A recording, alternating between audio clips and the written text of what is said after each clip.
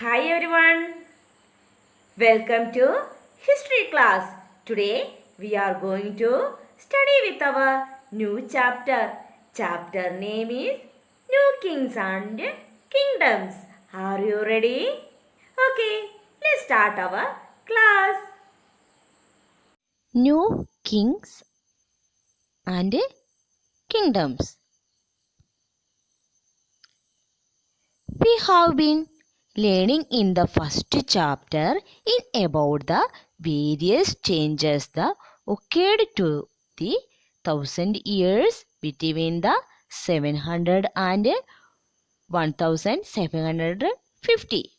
Now after the 7th century of by the year 700 by many new dynasties emerged. What is a dynasty? Do you know? A dynasty is when one family rules by country or region for long period of time. Again, a dynasty is when one family rules by country or region for long period of time. Generally, the head of the family becomes he rules like emperors or king. When he dies, the another member of the family take the part, usually the elder son. Look at this map. This map shows the major ruling dynasties and different parts of the subcontinent between the 7th and 12th century. Major ruling dynasties between 7th and 12th centuries. But all of you confused with the terms centuries. Do you know what is century? Yes, good. Century means a period of 100 years. So the first century start with the 1, that is the years. 1 to 100 is the first century. Can you understand? Yes, very good. 1 to 100 is the first century. Now, when we begin the 101 year, you are in the second century, or the second century started in 101.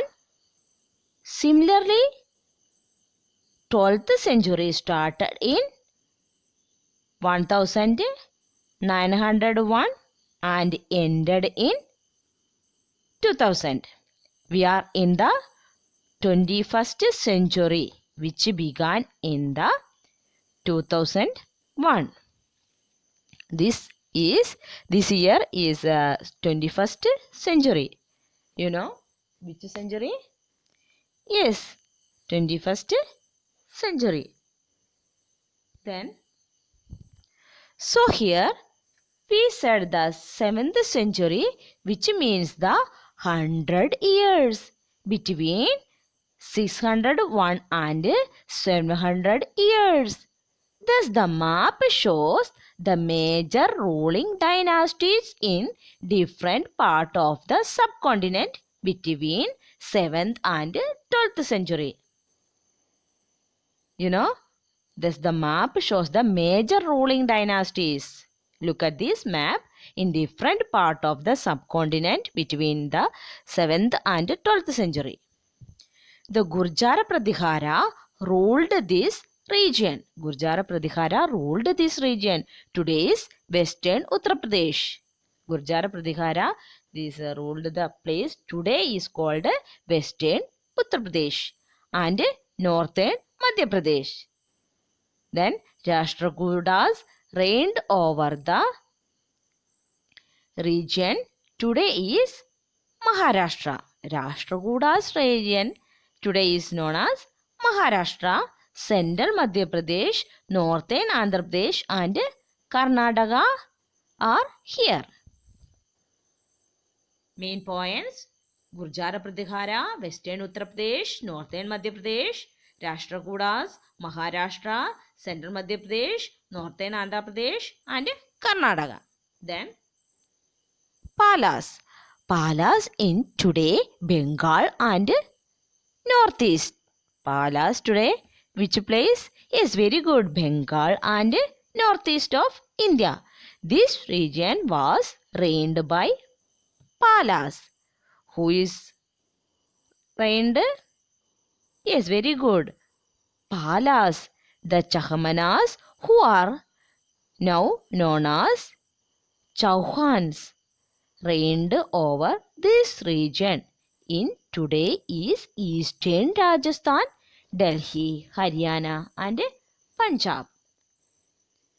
The Cholas reigned over Tamil Nadu or southern part of India. Main points: Palas, Bengal, northeast of India, Cholas, Tamil Nadu, Chahamanas, eastern Rajasthan, Delhi, Haryana and Punjab. This is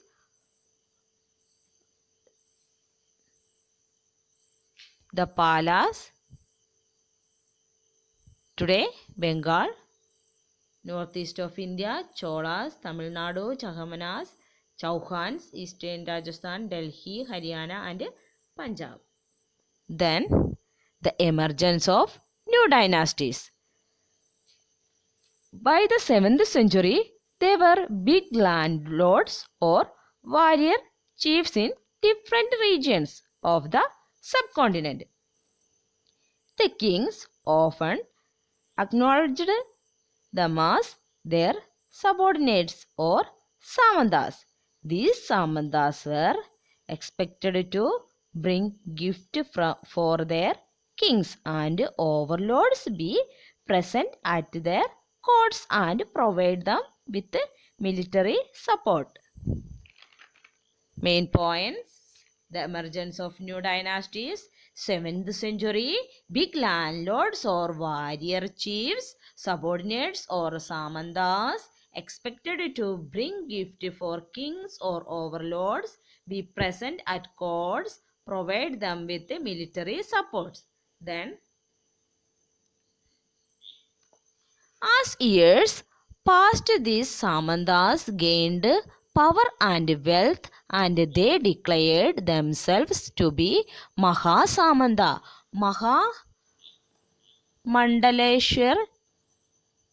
Mahamandaleshwara, which means the great lord of circle or region, and so on. Sometimes they declared independence from their overlords. Main points: Samandas gained power and wealth. Mahasamanda, Mahamandaleshwara, the great lord of circle or region. Then, one such of the instance was that of in the Deccan. At the beginning, they were subordinate to the Chalukyas of Karnataka.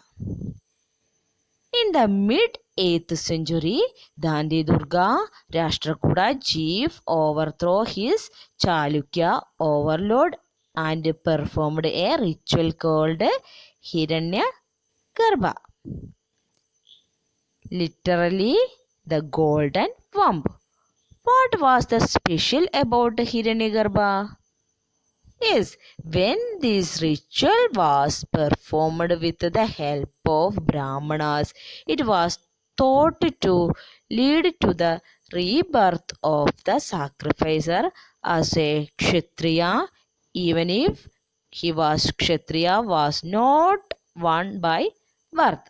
And question for this paragraph, who was Dhandi Durga? Can you tell me? Yes, very good. Dandi Durga was a Rashtrakuta chief who turned to be a Kshatriya after performing a ritual known as Hiranyagarbha. Once again, who was Dandi Durga? Answer: Dandi Durga was a Rashtrakuta chief who turned to be a Kshatriya after performing a ritual known as Hiranyagarbha.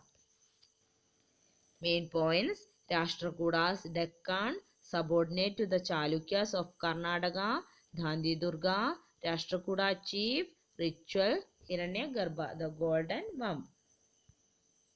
Then, see, this is Ellora Caves. Please look at this picture. Cave is showing Vishnu as Narasimha, the man lion. The work of the Rashtrakuda period. Look at this. Work of the Rashtrakuda period. Wall relief picture. Cave 15. Ellora showing Vishnu as Narasimha, the man lion. Then we said some became kings by performing the Hiranyagarbha. In some other cases, men from enterprising or daring families used their military skills to overthrow kingdom. For example, Kadamba, Maheshwaraman and Gurjara Harichandra, there were Brahmins. They gave up the traditional position and took to arms. They used their military skills to establish in Karnataka and Rajasthan. Main points: men used military skills overthrow kingdoms. Kadamba, Mayureshwarman, Karnataka, Gurjara Pratihara Harichandra, Rajasthan. Today's homework: who was Dandi Durga? Again, homework: who was Dandi Durga? Thank you. Have a nice day.